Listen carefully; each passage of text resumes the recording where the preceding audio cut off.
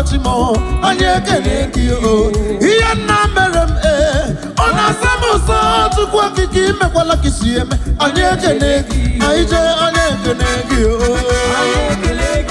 Papa Anyakanegi, Olisabini, Onyana Memana Ganamki, Onyana Memana Ganamki, Papa Anyakanegi,